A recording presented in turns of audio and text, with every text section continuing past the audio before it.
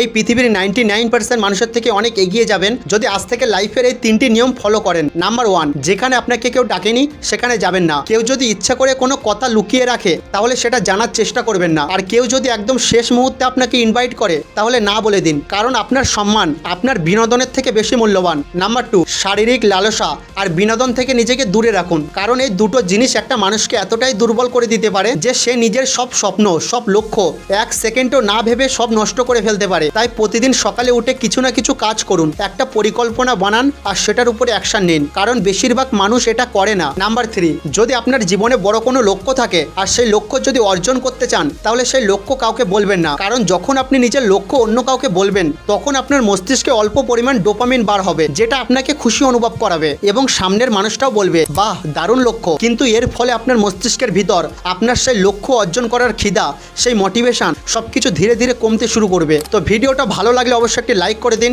আর কমেন্টে লিখে যান ফিনিশ। আর এমন আরও পাওয়ারফুল লাইফ চেঞ্জিং ভিডিও দেখার জন্য দ্য মোটিভেশন সিটিকে সাবস্ক্রাইব করুন।